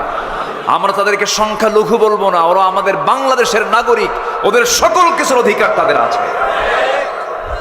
আমরা তাদেরকে ভালোবাসি। কি ঠিক কেন? ঠিক। তাদের ব্যবসা বাণিজ্যে কোনো সমস্যা আছে? তাদের ব্যবসা বাণিজ্যে অসুবিধা করলে আমাদের ইমানের সমস্যা আছে না নাই? ইমানের সমস্যা আছে। হিন্দু ভাইরা যারা শুনছেন আলোচনা, কতগুলো শুনুন। ইসলাম এমন ধর্মের নাম যে ধর্মে সকল ধর্মের প্রতি সম্মান আছে। বলি আল্লাহু আকবার বলে। কোন মূর্তিকে গালি দিতে মানা করেছেন মুহাম্মদ সাল্লাল্লাহু আলাইহি ওয়াসাল্লাম। কিন্তু ইসলাম ক্লিয়ার কনসেপ্ট দিয়েছে, সেটা হলো ধর্ম যার যার, উৎসব তার তার। কিন্তু আমাদের দেশে কিছু মুফতি বের হয়েছিল 16 বছর, কি ফতুয়া দিল। একজন কইল আগামীকাল ঈদুল আজহার জানাজা নামাজ, আরেকজন কইল লাকুম দীনুকুম ওয়ালিয়া দিন, বুখারী শরীফের 40 পারা। আবার দুর্গা পূজা এসে বলে মা দুর্গা গজে চড়েছে, ফসল উন্নতি হয়েছে। আবার উনি বলে ফেললেন ধর্ম যার যার, উৎসব তার তার। ইমান আছে না গেছে? ইমান আছে না গেছে? ধর্ম যার যার, উৎসব তার তার। উৎসব সবার হতে পারে না। বউ যার যার, হক তার তার না। বউ যার যার, হক সবার। হক কি সবার হয়? রাগ করতেছেন আমার কথাগুলো শুনে? রাগ করতেছেন? একটু মনোযোগ দিয়ে কথাগুলো শুনি। তাহলে নাম্বার 2 হলো নামাজে আমরা যত্নবান হব না অলস হব? বলেন, অলস হব না যত্নবান হব? সবার কি আজকে ফজর হয়েছে? আওয়াজ খুব স্লো। জোহর হয়েছে? আসর হয়েছে? আজকে জোহর ছিল না জুমা ছিল? মানে একটু ভোগিযোগী করতেছেন মনে হয় নাকি? জুমা তো বাদ যায় না নাকি? জুমা বাদ যায় না। শুক্র আলী সমস্যা নাই, কিন্তু জোহরে সমস্যা। নাম হলো ফজর আলী, 10টার দিকে ঘুম থেকে ওঠে। ওর মা কি নাম রাখছে বলেন তো? নাম হলো রমজান আলী, রমজান মাসে দুপুরবেলা ভাত খায়। নাম হলো খোকা মিয়া, বয়স হলো 80 বছর। নাম হলো বাদশা মিয়া, ভিক্ষা করে। কি করে? নাম হলো আতর আলী, পকেটে গাজার গন্ধ। এগুলো নাম দিয়ে কাজ হবে না। সিরাজগঞ্জে আর একটা প্রবলেম আছে, গাজীপুর, তারপরে কিছু চরাঞ্চলে কিছু প্রবলেম আছে। কিছু বাবা আছে, বাবা, কিছু ভণ্ডামি আছে। বলবো বলবো কথাগুলো বলবো, কারণ যেখানে যে ওষুধ সে ওষুধ তো দেওয়া দরকার। কিছু বাবার দরবার আছে। আল্লাহর কসম করে বলি, পৃথিবীর কোনো মানুষ গায়েব জানে না। আপনার পীর আপনার কিচ্ছু করতে পারবে না। আপনার পীর আপনার কোনো কল্যাণ করতে পারবে না। আপনার পীর আপনার কোনো ক্ষতিও করতে পারবে না। বোঝে না এগুলো, সব পাগলের মতো যায় শীত হয়ে পড়ে থাকে। বাবা একটা বাচ্চা দিবা, ও কি বাচ্চা দেওয়ার মহাজন? বাচ্চা দিবেন কে? কে দিবেন বাচ্চা? ছেলে দিবেন কে? মেয়ে দিবেন কে? দিবেন না কে? ফয়সালা কার? মন খারাপ করবেন কেন? আল্লাহর কাছে বলবেন। আপনি মাজারে গিয়ে সেজদা দেয়, এগুলো আছে কিনা? সিরাজগঞ্জের নওগাঁ আছে, নওগাঁ এই যে তারাসের দিকে আছে, সব চিনি। কোথায় কি হয় সব বুঝি। এখন সবগুলো তালিকা করতে হবে, ঠিক কিনা? যেখানে শিরক সেখানে প্রতিরোধ, যেখানে শিরকের গন্ধ আছে সেখানে লাঠি দিয়ে মোকাবেলা করতে হবে। ভণ্ডামিগুলো বাদ দিতে হবে। এই সমস্ত মাজারে নারী পুরুষ একাকার হয়ে যায়। ওরা বলে মেয়েদের নাভির নিচের সম্পত্তি খাস সম্পত্তি। কত বড় জঘন্য কথা এগুলো! পিটাইয়া সোজা করা দরকার বেয়াদবদের। সতর্ক থাকতে হবে এগুলো। এরা ইমান ছিনতাইকারী। আরে ছিনতাইকারী কি ছিনতাইকারী? ইমান ছিনতাইকারী। আর সাবধান থাকতে হবে। আমি 2018 সালে জেলখানায় ঢুকলাম। তো জেলখানায় ঢোকা মাত্রই 2 বুড়ো চাচা, এক বুড়ো চাচা আমার দেখে দারুণ খুশি। সালাম দিলাম, চাচা আপনি হাসেন কেন? বাবা কাছে পাই না, আপনি আসছেন খুব খুশি হয়েছি। দেখেন তো জেলখানায় গেলে উনি খুশি হয়েছে। তো কেন আপনি খুশি হলেন কেন? দূর থেকে ওয়াজ শুনি, কাছে যেতেই পারি না। এত কাছে আসছেন, এখন মজা করে ওয়াজ শুনবো, এটা হচ্ছে ওনার চিন্তা। আরেক মুরব্বী দেখি এরকম 80 ঊর্ধ্ব বয়স, ঠোঁট কালো, মোষটা লাল হয়ে গেছে, কিসের যেন ফ্লেভার নাই, বোঝেন নাই? তো বললাম চাচা আপনি এই জায়গায় কেন? বাবা এই সরকারের কোনো হুঁশ নাই। কেন? এরা গাছের বিরুদ্ধে নামছে, যে গাছটা বেহেশতের গাছ। বললাম বেহেশতের গাছটা কি? কে বাবা বুঝবা না, গাজা গাজা। কত যে বিচিত্র দুনিয়ার বিচিত্র মানুষ, এই দুনিয়াতে বিচিত্র মানুষ। গাজা নাকি বেহেশতের গাছ। সকল নেশা হারাম করেছেন কে? আল্লাহ। আসতে বল, সকল নেশা হারাম করেছেন কে? সকল নেশা হারাম, এতে কোনো সন্দেহ। অনেকে মাহফিল এসে বলে, হুজুর বিড়ি খাওয়া কি জায়েজ আছে? মানে উনি জায়েজের চেষ্টায় আছে। কোন নেশাই জায়েজ নাই, সব নেশা হারাম। বাবার দরবারে চাবো না, কার দরবারে চাবো আমরা? আল্লাহর দরবারে। মানিকগঞ্জে গেছে এক মাহফিলে, বললো হুজুর আপনি যে গ্রামে আসছেন এই গ্রামে 350 পীর। বললাম 350 পীর মানে? এত পীর থাকতে আমার দাওয়াত দিয়েছেন কেন? হুজুর একটাও নামাজ পড়ে না। তাহলে কি পীর? নামাজি পীর না বেনামাজি পীর? বেনামাজি পীর হয় না ভণ্ড হয়? বেনামাজি পীর হয় না ভণ্ড হয়? আমার বন্ধুগণ, ওই সমস্ত সঙ্গগুলো ধরা যাবে না, শিরকির কাছে যাওয়া যাবে না, বিদআতের কাছে যাওয়া যাবে না, কোনো কবরে গিয়ে সেজদা দেওয়া যাবে না। আল্লাহ পাক সবাইকে নবীর কবর জিয়ারা করার তৌফিক দান করুন। আল্লাহ পাক আমাকে অসংখ্যবার দেখিয়েছেন নবীর কবর, নবীর মাকবার আমি কতবার জিয়ারত করেছি আমার মনে নাই। আমি আমার নবীর কবরের সামনে গিয়ে যতবার আমি গিয়েছি, একটা বার আমার চোখের সামনে ধরা পড়ে নাই কেউ ফুল নিয়ে গেছে, চোখে দেখি নাই। কেউ দোয়া করতেছে নবীর কাছে চাচ্ছে, এমন কোনো সুযোগও নাই। যদি কোনো কবরে যদি ফুল দেওয়া যদি জায়েজ হতো, গোটা পৃথিবীর সমস্ত ফুলগুলো বরাদ্দ হতো আমার নবীর কবরে। কোন ছবি যদি হ্যাঙ্গিং করা জায়েজ হতো, কোন মূর্তি বানানো যদি জায়েজই হতো, গোটা পৃথিবীর ভিতরে সবচেয়ে বড় মূর্তি নির্মাণ হতো আমার নবীর মূর্তি। ঠিক কিনা? মূর্তির পক্ষে ইসলাম নাই, ছবি ঝুলানোর পক্ষে ইসলাম নাই, কবরে কোন ফুল দেওয়ার পক্ষে ইসলাম। 21শে ফেব্রুয়ারি আসলেই খালি পায়ে না জুতো পায়ে? খালি পায়ে না জুতো পায়ে? কোন হাদিসে আসছে? কোন হাদিসে আসছে এগুলো? এগুলোকে আমাদের সোজা করার সময় এখন আসছে। আমরা 52 ভাষা আন্দোলনে যারা শহীদ হয়েছেন আমরা তাদেরকে সম্মান করি। আল্লাহ তুমি তাদের কবরটাকে জান্নাতের টুকরা বানায় দাও। কে শিরকের প্রথা নিয়ে আমরা স্মরণ করব, এমন স্মরণের পক্ষে আমরা কথা বলবো না, হকের পক্ষে কথা বলবো, কল্লা দিয়ে দেব, আল্লাহ ছাড়তে পারবো না। যে কথার ভিতরে যে কাজের মধ্যে শিরিক আছে সেই কাজের মধ্যে আমরা সোজা কথা। কথাগুলো রেকর্ড হচ্ছে, চলে যাচ্ছে, যাক চলে। সবার বাতিলদের দুর্গে যা আঘাত হানার দরকার আছে না নাই? ওরা আমাদেরকে এতদিন বলেছে সাম্প্রদায়িক, বলেছে জঙ্গিবাদী, বলেছে সন্ত্রাসী, বলেছে কট্টরপন্থী, বলেছে রাজাকার, বলেছে মানবতা বিরোধী অপরাধী, অনেক গালিগালাজ দিয়েছে। তোমার গালি দিয়ে পাত্তা পেলে না, পালানোর জায়গা তোমরা পাও নাই। ইসলামকে নিষিদ্ধ করতে চেয়েছিলে, ইসলামকে নিষিদ্ধ করেছো যেদিন 7 দিনও যায় নাই, তোমরা নিষিদ্ধ হয়ে গেছো। ইসলাম কারো বাবার নয়, ইসলাম কার? আসতে বলবেন না, ইসলাম কার? ইসলাম ছিল, আছে, থাকবে। আমি আপনি থাকবো না, আমি আপনি চলে যাব। ইসলাম ছিল, আছে, থাকবে। আমার বন্ধুগণ, তাহলে এখানে যারা আসছি সবার কাছে আমার করজোড়ে মিনতি, একটা ওয়াদা কি করা যায় নাকি মাহফিলে এসে? হুজুর আসছি যখন মাহফিলে, নসিবে যখন জুটেছিল মাহফিলে আসা, আজকের থেকে মৃত্যুর দিন পর্যন্ত 1 ওয়াক্ত নামাজ কখনো কাজা করব না। সিদ্ধান্ত কি নেওয়া যায় নাকি?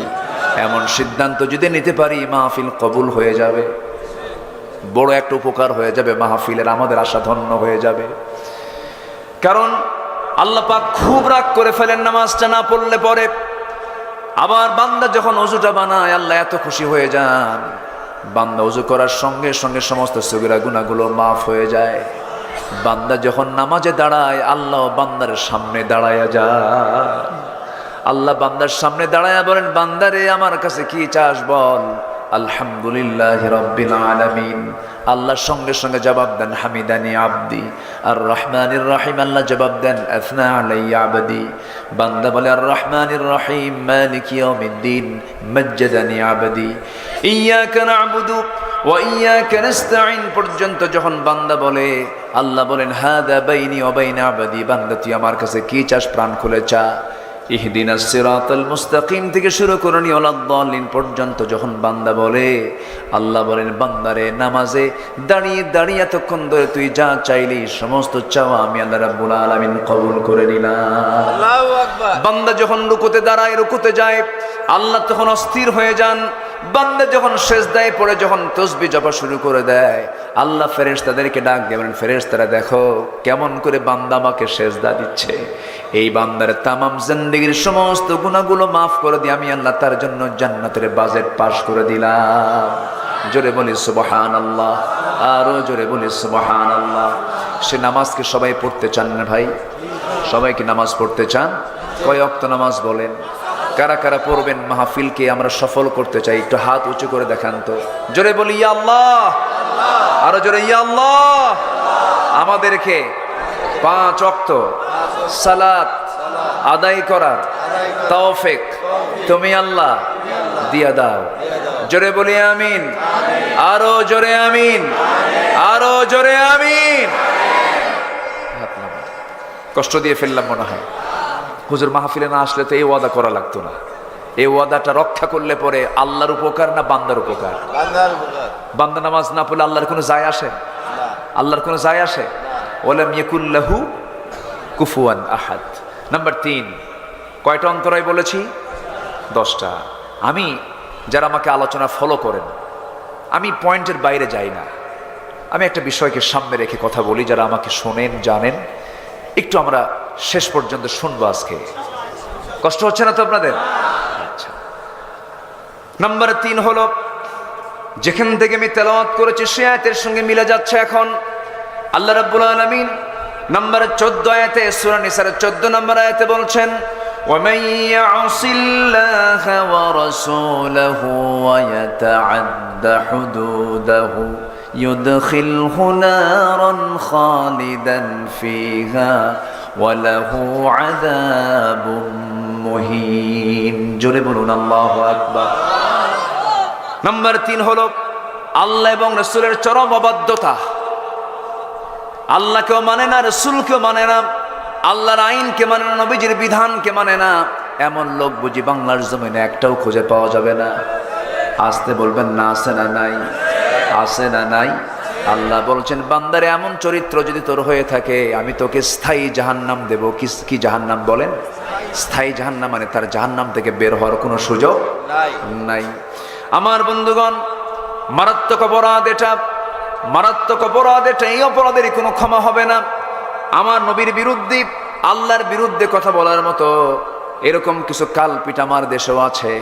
আমার বন্ধুগণ রাসূলকে গালি দিয়েছে, আল্লাহকে গালি দিয়েছে, ইসলাম নিয়ে কটূক্তি করেছে, বাজে কথা বলেছে, এমন কিছু কুলাঙ্গার আমার দেশে আছে না নাই? আসতে বলবেন না, আছে না নাই? আমরা মাহফিলের এই প্ল্যাটফর্ম থেকে এটাও জানায় দিতে চাই, ওদেরকেও অবশ্যই আইনের আওতায় আনা হোক। কি ঠিক কিনা বলেন? আনার দরকার আছে কিনা বলেন? আচ্ছা, সুযোগ এসেছে, এগুলোকে আমরা অবশ্যই কাজে লাগাবো। জোরে বলি ইনশাআল্লাহ, জোরে বলি ইনশাআল্লাহ। অনেক লম্বা লম্বা কথা ছিল, শর্ট করে বলছি, একটু মনোযোগ দিয়ে কতগুলো শুনুন। নাম্বার 1 হলো মুনাফিকি, নাম্বার 2 হলো নামাজ আলস্যতা, নাম্বার 3 হলো রসুলের আল্লাহর চরম অবাধ্যতা, নাম্বার 4 হলো আল্লাহর সাথে শিরিক করা, আল্লাহর সঙ্গে শিরিক করা। শিরিকের মতো অপরাধ আল্লাহ কখনো মাফ করবেন না। শনিবারে বাঁশ কাটা যাবে না, আছে নাকি? সকালবেলা বাকি দেওয়া যাবে না, মঙ্গলবার বিয়ে হওয়া যাবে না, বৃষ্টির মধ্যে যার বিয়ে হবে সারা জীবন তার চোখে পানি ফুরাবে না, আছে কিনা? কোন এগুলো কয় না, একটু বলে। ট্রাকের পেছনে ছেঁড়া জুতা ঝুলে রাখছে। বহুদিন আগে এক ট্রাকের ড্রাইভারকে ডাক দিয়ে বললাম, ভাই রে, এই ট্রাকের পেছনে ছেঁড়া জুতা রাখার কি দরকার? হুজুর বুঝবেন না, বদনজর। বদনজর কি নজর? বদনজর থেকে বাঁচার জন্য ছেঁড়া জুতা ঝুলায় রাখছে। কথার শিরিক হয়, চিন্তার শিরিক হয়, কাজের শিরিক হয়, বিশ্বাসগত শিরিক হয়ে যায়। এই সমস্ত শিরকের কাজে যাওয়া যাবে না। দল করতে হবে। কার দল? মানুষের তৈরি করা দল করলে কি হয়ে যাবে? শিরিক। বলেন কি হবে? বলেন কি হবে? শিরিক হয়ে যাবে। ইসলাম ছাড়া আরো দল দুনিয়াতে আছে না নাই বলেন? আমেরিকার পুঁজিবাদ, রাশিয়ার কমিউনিজম, সমাজতন্ত্র, সোশিয়ালিজম। আমার বন্ধুগণ, দুনিয়াতে ইসলামিজমের বিপরীতে 70 থেকে 80টি মানব রচিত মতবাদ আছে। এই সমস্ত মতবাদগুলো মানুষ বানাইছে মানুষের সুখের জন্য, মানুষ বানাইছে মানুষের নিজের আত্মপ্রতিষ্ঠার জন্য, মানুষ বানিয়েছে মানুষের নিজের সুবিধার জন্য, কিন্তু ইসলাম দিয়েছেন বান্দার সুবিধার জন্য। জোরে বলেন সুবহানাল্লাহ। প্রত্যেকটা মতবাদের পেছনে আপনি ভুল খুঁজে পাবেন। আমেরিকাতে একটা আইন পাশ হয়েছিল, যে সূরার যে আয়াত থেকে আমি আলোচনা করছি তার 2 নম্বর আয়াত আগেই আয়াত আল্লাহ তাআলা মিরাস নিয়ে আলোচনা করেছেন, মিরাসের সম্পত্তি অংশ বন্টন নিয়ে কথা বলেছেন। আমেরিকাতে তারা নতুন করে আইন পাশ করলো, বাবার 4টা ছেলে যদি হয় বড় ছেলেটার সম্পত্তি বেশি পাবে, আর পরের 2টা ছেলে 3টা ছেলে তার চাইতে সম্পত্তি কম পাবে, কারণ বড় ভাইয়ের অবদানটা বেশি হয়। এই আইন পাশ করার 10 বছরের মাথায় দেখা গেল কোনো পরিবারের বড় ভাই নাই, সব বড় ভাই খুন হয়ে গেছে। কি হয়ে গেছে? খুন হয়ে গেছে। এটা মানুষের তৈরি কোন আইন, এখানে কোনোদিন স্থায়ী সমাধান হবে না। আমার দেশের সংবিধানের সংশোধনী আছে না নাই?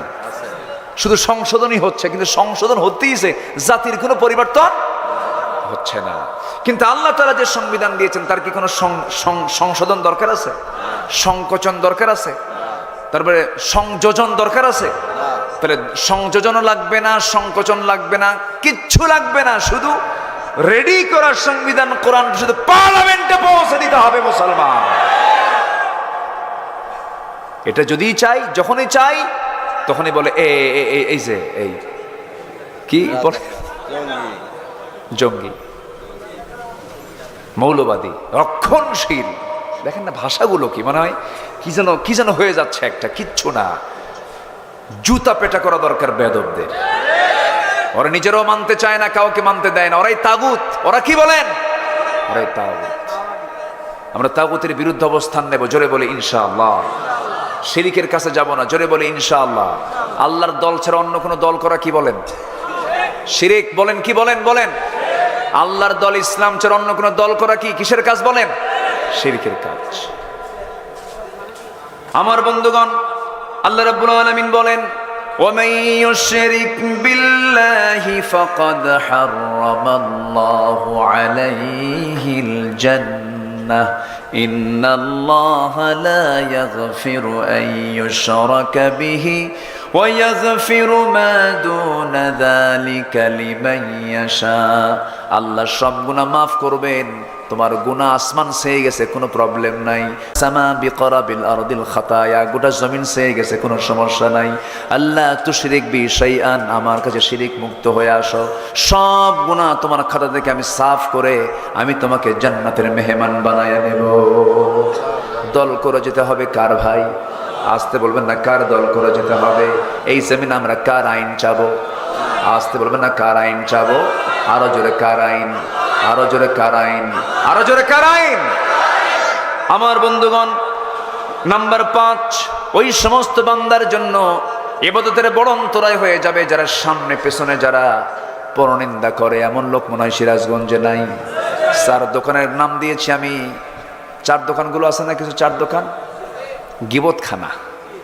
ওটা কি খানা বলেন তো? গিবত খানা। 4 দোকান মানে হচ্ছে গিবত খানা, শুধু গিবত আর গিবত। চৌরাস্তার মোড়ে, ত্রিমোহনীর মোড়ে একটা 4 স্টল নিয়ে বসে থাকে, চা খায় আর জানো কি হয়েছে জানো, এই যে কি হয়েছে জানো, এই কি হয়েছে জানো, এটাই হলো সামনে আর পেছনে কি করা? পরনিন্দা করা। এই পরনিন্দা যারা করবে তাদের জন্য রহমত না ধ্বংস? একটা সূরা আছে, যারা পারেন আমার সঙ্গে ঠোঁট মিলিয়ে বলেন। নামাজ তো পড়ি, অর্থ অনেকে বুঝি না। আল্লাহ রাব্বুল আলামিন বলেন, কমন সূরা, ওয়াইলুল লিকুল্লি হুমাযাতিল লুমাযাতিনিল্লাযী জামা'a মালাহু ওয়া 'আদ্দাদাহ ইয়াহসাবু আন্না মালাহু আখলাদাহ কাল্লা লায়ুনবাযান্না ফিল হুতামাতি ওয়া মা আদরাকা মাল হুতামাহ নারুল্লাহিল মুকাদাহ التي تطلع على الأفئدة إنها عليهم مؤصدة في عمد ممددة। এর মধ্যে এই সূরার মধ্যে দাদা শব্দ আছে না নাই? ছোট্ট একটা মেয়ে একদিন আমাকে বলে, হুজুর এই সূরার মধ্যে দাদা আছে, নানা নামে সূরা নাই। দেখছেন, ও শুধু দাদা খুঁজে পাইছে। কিন্তু এই সূরার মধ্যে এত ভয়ঙ্কর কিছু কথা আছে। আল্লাহ রাব্বুল আলামিন ওয়াইল নামক দোজখের মধ্যে তাকে ঢুকায় দিবেন, যারা সামনে পিছনে যারা পরনিন্দা করে। আমার শাহিন ভাই নাই, সেই জায়গায় একজন লোক যদি আরেকটা লোকের সামনে যদি শাহিন ভাই ব্যাপারে কোনো কথা বলে, যা তার জন্য কষ্ট হবে, এই লোকের জন্য জাহান্নাম, এই লোকের জন্য কি বলে জাহান্নাম। এই গীবতগুলো করা যাবে না। তবে হ্যাঁ, হয়তো বলবেন হুজুর, যারা আকাম কুকাম করবে তাদের ব্যাপারে যদি কথা না বলি, তাহলে তো আকাম কুকাম যে তারা করছে এটা যাদের সামনে স্পষ্ট হচ্ছে না। কিছু কিছু প্রবলেম হলো জাতীয় প্রবলেম। যারা জাতীয় অপরাধ করবে তাদের অপরাধগুলো প্রকাশ করার দায়িত্ব আছে না নাই বলেন? আছে না নাই? আছে। এই প্রকাশ্য গুনাহ যারা করবে, প্রকাশ্য অপরাধ যারা করবে, তাদের কথাগুলো সবার সামনে স্পষ্ট করে দেওয়ার দরকার আছে না নাই? আছে। এই ব্যাপারে আজকে আর কথা বলার সময় পাচ্ছি না। শুধু এতটুকু বলবো, আমরা ইবাদত কবুলের জন্য এই মুখে কোন পরনিন্দা, গীবত, বহতান, মিথ্যা কথা বলা যাবে। মুখটাকে পরিষ্কার করবো আমরা। ওয়াকুলু লিন্নাসি হুসনা, যদি কথা বলতে চাও সুন্দর সুন্দর কথা বলো, বেফাঁস কোনো কথা বলো না, বাজে কোনো কথা বলো না। এই দুনিয়াতে একজন ব্যক্তির রেকর্ড, যার জীবনে কোনোদিন কৌতুক করে মিথ্যা কথা বের হয় নাই, তার মুখ থেকে জীবনে একটাও মিথ্যা বের হয় নাই। তিনি অন্য কেউ নন, তিনি আমার কে বলেন? মুহাম্মদ সাল্লাল্লাহু আলাইহি ওয়াসাল্লাম। হারে রাসূল জীবনে একটা মিথ্যা কথা বলেন নাই, কৌশল করেও কথা বলেন নাই, কৌশল করে টেকনিক করেও মিথ্যা কথা বলেন নাই। আমরা তার উম্মত, আমরা খেলতে হাসতে হাসতে আমরা মিথ্যা কথা বলে ফেলি না, কখনো করা যাবে না। আমার বন্ধুগণ, আমার ভাইরা, নাম্বার 6 হলো আল্লাহকে ভুলে থাকা এবং মন্দ কাজের আদেশ করা। এই সমস্ত কাজগুলো মুনাফিকদের কাজ। আল মুনাফিকুনা ওয়াল মুনাফিকাতি বা'দুহুম মিন বা'দ ইয়া'মুরুনা বিল মুনকারি ওয়া ইয়ানহাউনা আনিল মা'রুফ ওয়া ইয়াকবিদুনা আইদিয়াহুম। জোরে বলি আল্লাহু আকবার। আল্লাহ রাব্বুল আলামিন বলছেন, মন্দ কাজকে তোমরা প্রমোট করো না।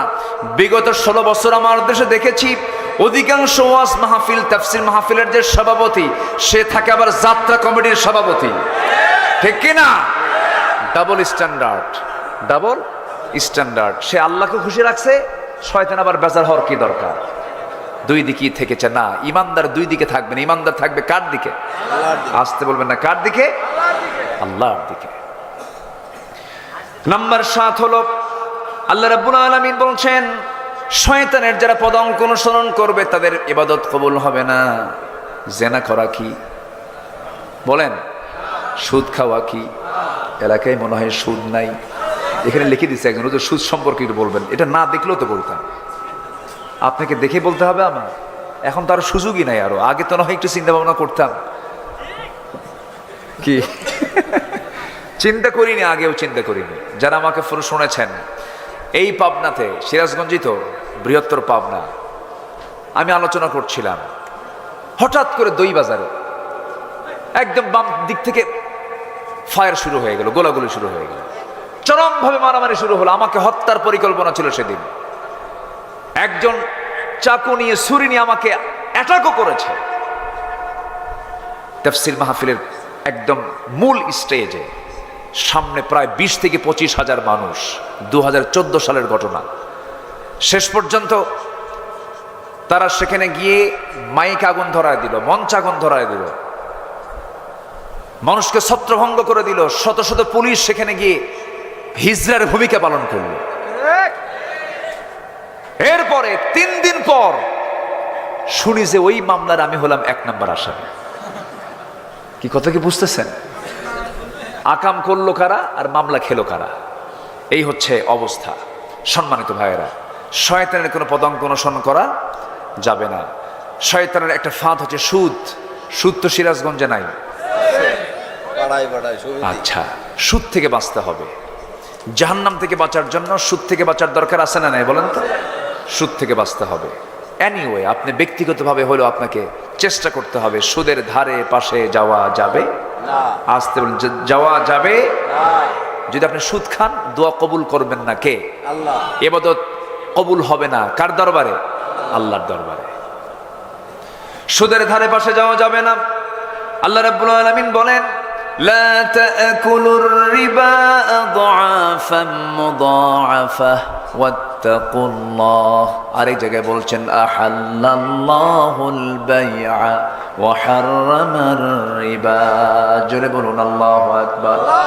কারণ শয়তান তো বারবার সে খারাপ কাজের দিকে অর্ডার দেয়, ইয়ামুরু বিল ফাহশাই ওয়াল মুনকার ওয়ালাউলা ফাদলুল্লাহি আলাইকুম ওয়া রাহমাতুহু মা যাকা মিনকুম মিন আহাদিন আবাদা। জোরে বলুন আল্লাহু আকবার। শয়তানকে মানলেই জাহান্নামে যেতে হবে। শয়তান আমাকে আপনাকে নিয়ে জাহান্নামে যেতে চায়, কিন্তু আমার নবীর টার্গেট হলো আমার উম্মতকে নিয়ে আমি কোথায় চলে যাব। আজ তরুণে কোথায় চলে যাব? আমার নবীজির মায়া দয়া আমার প্রতি সবচেয়ে কম না সবচেয়ে বেশি? আমার নবী শুয়ে আছেন কোন মাটিতে? বলেন বলেন, কোন মাটিতে? যেতে কি মন চায় রে ভাই? যেতে কি মন চায়? নবী আমার মদিনায় শুয়ে আছেন। খুব সংক্ষিপ্ত জীবন পেয়েছিলেন, 63 বছর 9 ঘন্টা। কিন্তু আমার নবীজির প্রত্যেকটা সেকেন্ডকে তিনি আল্লাহ তাআলা তাকে দিয়ে কাজে লাগাই দিয়েছেন। আমার নবীজির ইন্তেকাল যখন হয়ে যায়, সারা জীবন আমার জন্য কেঁদেছেন, চোখের পানি ফেলে ফেলে কেঁদেছেন। ইন তুআযিবহুম ফাইন্নাহুম ইবাদুক। সেজদায় পড়ে পড়ে কেঁদেছেন। যখন তিনি দুনিয়া থেকে বিদায় হয়ে যাবেন, বিদায়ের আগের লগ্নেও আমাকে ভোলেন নাই। একটা বারের জন্য আমাকে তিনি তার জেহেন থেকে আমার স্মৃতি মুছে যায় নাই। রাসূল যখন মারা যাবেন, মালাকুল মউত তার দরগোড়ায় হাজির হয়ে গেছে। একজন পয়গম্বরকে জান কবজ করার জন্য চলে আসছে এই মালাকুল মউত। সেই পয়গম্বরের নাম হলো মুসা আলাইহিস সালাতু ওয়াস সালাম। জান কবজের জন্য চলে আসছে, এসে বলছে, ও আল্লাহর পয়গম্বর মুসা, আমি আনা মালাকুল মউত, জান কবজ করার জন্য আসছি। মারছেন থাপ্পড়, শীত হয়ে পড়ে গেছে। আল্লাহর কাছে গিয়ে বলছে, আল্লাহ তুমি কারে পাঠাইছো? কার কাছে পাঠাইছো? জান কবজ করবো, কোন উল্টা জান তো আমার কবজ হয়ে গেছে।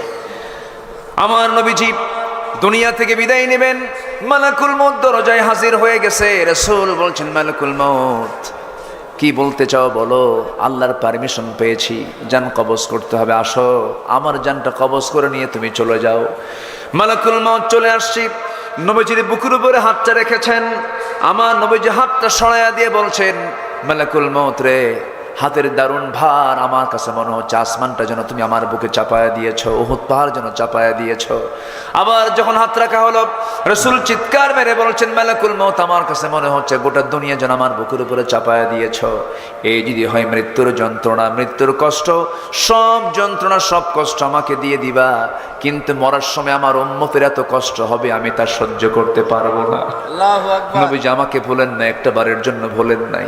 রাসূল বলেন, সাহাবীরা রে, কাল হাসরের ময়দানে তোমরা যদি আমাকে কোথাও না পাও, 3 জায়গার যে কোনো জায়গায় তোমরা আমাকে পেয়ে যাবে।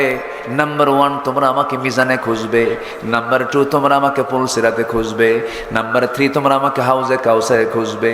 মিজানে যদি না পাও পুলসিরাত পাবে, পুলসিরাতেও যদি না পাও হাউজে কাউসারে পেয়ে যাবে। ইন্না আতাইনাকাল কাউসার, সেই হাউজে কাউসার থেকে জান্নাতের পেয়ালা দিয়া, সেই হাউজে কাউসার থেকে পানি তুলে নিয়ে আমি তোমাকে তৃপ্তি সহকারে পান করায় দেব। জনমের তৃষ্ণা নিবারণ হয়ে যাবে, আমি তুমি একসঙ্গে আমরা জান্নাতে চলে যাব। আমার নবীজিকে এই সম্মান দিয়েছেন কে? আসতে বলবেন না, কে দিয়েছেন সম্মান? আল্লাহ তাআলা দিয়েছেন। আমার বন্ধুগণ, সেই রাসূলকে ভোলা যাবে না।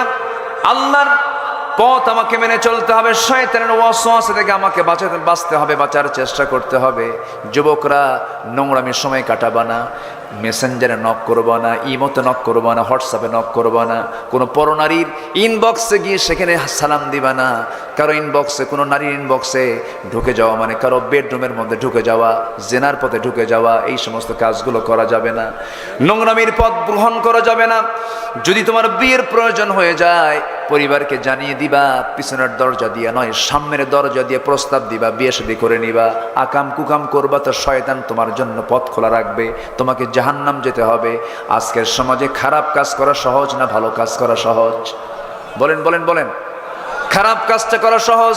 যুবকরা, মোবাইল যখন তুমি ইউজ করবে, মোবাইলের স্ক্রিনে যখন তোমার চোখটা থাকবে, সেই সময় ভাববে তোমার চোখ আছে তোমার স্ক্রিনের দিকে, আর তোমার দিকে চোখ আছে কার? আল্লাহ। আসতে বলবেন না, কার? সব কিছু কে দেখছেন? আল্লাহ তাআলা দেখছেন। নোংরামি করা যাবে না, জেনার কাছে যাওয়া যাবে না। এরপরে বিবাহ পূর্ব কোনো সম্পর্ক করা যাবে না, বিবাহ পূর্ব কোনো প্রেম হয় না, বিবাহ পূর্ব হয় হলো নোংরামি। কি হয়? নোংরামি হয়।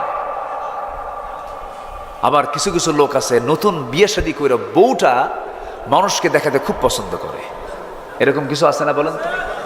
মানে বিয়ে করেও জেনা করে, বিয়ে করেও কি করে, জেনার পরিবেশ তৈরি করে ফেলে। নতুন বউ হুন্ডাই তোলে, সিরাজগঞ্জবাসীকে না দেখালে হয়? সুন্দরী বউ বোঝেন না, বউটা তো দেখাতে হবে, হুন্ডাই তোলে। সে কোন হুন্ডা জানেন? সে হুন্ডা আবার এমন হুন্ডা, হুন্ডার যে মানে ড্রাইভিং সিট যেটা, সেই সিটটা হলো নিচতলা আর প্যাসেঞ্জার সিট হলো দোতলা। কোন তলা বলেন তো? দোতলা। মানে হচ্ছে R15 কি লেটেস্ট ভার্সন না কি ভার্সন আল্লাহ জানে। আচ্ছা, হুন্ডার পিছনে দোতলায় তুললো, স্বামী নিচতলায় চড়ে হুন্ডা চালাচ্ছে। এখন যদি কেউ দেখা মিস করে, এই জন্য যেদিক দিয়ে হাওয়া বের হয়, ধোঁয়া বের হয়, ওটা কি বলে? স্যালেঞ্জার। ওটাকে আউট করে যেন শব্দটা বিকট হয়। এই বিকট শব্দ যখন কারো কানে যায় তখন তো ওদিকে তাকাবেই, তাকান যেন মিস না হয়। হ্যাঁ, স্যালেঞ্জার আউট কইরা একেবারে ক্লোজার দিয়া গোটা সিরাজগঞ্জবাসীকে দেখায় দিল, দেখো আমার বউটা দেখতে কেমন। আছে না নাই বলেন তো? আসতে বলবেন না, আছে না নাই? দেখায় দিয়া সন্ধ্যার দিকে একদম ক্লোজারে চলে গেল। সিরাজগঞ্জের যমুনার তীরে গিয়ে সূর্য হেলে হেলে যাচ্ছে এমন কিরণ দৃশ্যে গধূলি বেলায় 16 Pro Max আইফোন দিয়ে একখান ছবি তুলে, একদম অর্ধলগ্ন ছবি তুলে ফেসবুকে আপলোড দিয়ে আর্টিকেল লিখলো, প্রিয় ফেসবুক বন্ধুরা আসুন আমার বউটাকে সবাই মিলে জামাতের সাথে দেখি। জোরেখন নাউজুবিল্লাহ, জোরেখন নাউজুবিল্লাহ, জোরেখন নাউজুবিল্লাহ। এরকম আকাম্মা, এরকম বদমাইশ কিছু পরিবার আছে না নাই বলেন তো? আসতে বলবেন না, আছে না নাই? এগুলো কি শয়তানের পদঙ্ক নয়? এগুলো কাজ করা যাবে না। প্রত্যেক বাড়িতে পর্দা নিশ্চিত করতে হবে। প্রত্যেক বাড়িতে কি নিশ্চিত করতে হবে? পর্দা নিশ্চিত করতে হবে। বউ কখনো আপনি ছাড়া কারো কাছে নিরাপদ না, এমনকি মামা শ্বশুরের বাড়িতেও না। আসতে কয়, জোরে কোন ঠিক কিনা? নিজের বউ নিজের কাছে একমাত্র নিরাপদ, কোথাও নিরাপদ না। আমার নবীজি কোন সময় ম্যাক্সিমাম টাইমে উহুদে গেছেন, আম্মা জান আয়েশাকে সাথে নিয়ে চলে গেছে। জীবনে হজ করেছেন কয়বার? হজের সফরও তার একবার হয়েছে। হজের সফরও তিনি একা করেন নাই, বউকে সাথে নিয়ে গেছেন। আলহামদুলিল্লাহ বলবেন না? তাহলে হজের সফরে একা যাওয়া সুন্নত না বউকে সাথে নিয়ে যাওয়া সুন্নত? যার বউ নাই গার্লফ্রেন্ড নিয়ে যাওয়া সুন্নত। দেখছেন চুপ করে আছে, কিছু কয় না। হ্যাঁ হ্যাঁ, যাওয়াই যাবে না। হ্যাঁ, হজই কবুল হবে না। দেখেন কত সুন্দর একটা শর্ত উনি বুঝেছেন। আলহামদুলিল্লাহ। ইসলামের এই শরীয়তগুলো আমাদের জানার দরকার আছে না নাই বলেন তো? আছে। পর্দার পরিবেশ নিশ্চিত করতে হবে প্রত্যেক বাড়িতে। পর্দা করা কি? আসতে বলেন, পর্দা করা কি? ফরজ। কোনো ক্রমেই বাড়িতে কোনো অশ্লীল কোনো সিনেমা নাটক দেখার পরিবেশ তৈরি করে দেওয়া যাবে না। ইন্ডিয়ান সমস্ত সিরিয়ালকে নিষিদ্ধ করতে হবে, ঠিক কিনা? ব্যক্তিগতভাবে নিষিদ্ধ, সামাজিকভাবে নিষিদ্ধ, রাষ্ট্রীয়ভাবে বন্ধ করা দরকার। অ্যাটম বম পৃথিবীবাসীর জন্য যত বড় হুমকি, তার চাইতে বড় হুমকি হলো আমেরিকার হলিউড, ভারতের বলিউড। এগুলো সবচাইতে বড় হুমকি। এগুলো ইমান ধ্বংস করার জন্য এগুলো সবচেয়ে বড় অ্যাটম বম। আল্লাহ তাআলা যুবকদেরকে এই সমস্ত অপসংস্কৃতির করাল গ্রাস থেকে হেফাজত করুন, জোরে বলি আমিন। শয়তান এগুলোকে ভর করে বিভিন্ন আকাম কুকামগুলো ছড়ায় দেয়, মেয়েদেরকে অশ্লীলতা ছড়ায় দেয়। মেয়েরা দেখেন আজকে পুরুষরা তারা সুন্নাহকে মেনে চলবে, নবীজির সুন্নাহ মেনে চলবে, মাথার চুলগুলো স্বাভাবিক রাখবে, বড় রাখতে পারলে ভালো, অথবা মানে মিডিয়াম করে রাখতে পারলে ভালো, কোনো সমস্যা নেই। রাসূল অনুমতি দিয়েছেন ছোট করে রাখা যায়। কিন্তু আমার নবীজির চুল ছিল ছোট না বড়? আজ থেকে ছোট না বড়? শুধু বড় না বেশ বড়? বেশ বড়, একদম গলা পর্যন্ত ঘাড় পর্যন্ত চলে আসতো। কিন্তু এই সুন্নাহটা চলে গেছে হলো ওই বেদাতীদের কাছে, ওই যে যেগুলো বদমাইশগুলো ওদের কাছে চলে গেছে। কিন্তু এটা কিন্তু পিওর সুন্নাহ, রাসূল চুল বড় রেখেছেন। এটা না রেখে করে কি যুবকরা এখন মাথার চুলটা রাখে কেমনে? দেখেন এই দিকে যে চুলগুলো আছে, এই চুলগুলো একদম ছোট করে চামড়া বের করে ফেলে। এইদিকে চামড়া বের করা, এইদিকে চামড়া বের করা, মাথার উপরে গোল কইরা সেন্ট মার্টিন দ্বীপ। ঠিক আছে না? আচ্ছা, যখন বলা হয় এই ছেলে তুমি এই স্টাইলটা পাইলা কোথায়, হুজুর বুঝবেন না এগুলো, আপনারা তো বোঝেন না কেন? কে দেখেন না বিশ্বকাপ খেলা হয়ে গেল, এটা মেসি, ওটা কি হয়েছে? মেস। আরেকজনকে বললাম তোমার এটা কি? এটা নেইমার। তুমি কে? কুত্তা। আছে না নাই? আছে না নাই? এই হলো মাথার চুল। শার্ট প্যান্টের কোনো সাইজ বাইজ নাই। নতুন প্যান্ট কিনে আনে সিরাজগঞ্জ নিউ মার্কেট থেকে, নতুন প্যান্ট, হাঁটু ফাটা। আছে না নাই? হাঁটুটা কি ফাটা? ফাটা হাঁটু নিয়া নামাজ হবে? যে পোশাকে নামাজ হয় না সে পোশাক কি হালাল না হারাম? হারাম। হাঁটু ফাটা পোশাক, হাঁটু ফাটা প্যান্ট, সেই প্যান্ট নিয়ে একদিন নামাজে দাঁড়াইছে এক যুবক। আমি মসজিদে ঢুকছি, ঢুকিন আমি সুন্নত পড়বো, দেখি যে যুবকটা এরকম শার্ট আর প্যান্ট পরে নামাজ পড়তেছে। এখন তো প্যান্ট এত নিচে পড়ে, নাভির উপরে হলো প্যান্ট পরার নিয়ম, পাজামা পরার নিয়ম নাভির উপরে, কারণ নাভি থেকে হাঁটুর নিচ পর্যন্ত হলো সতর। এটা 24 ঘন্টা এটাকে সতর ঢাকতে হবে। এটা কার হুকুম?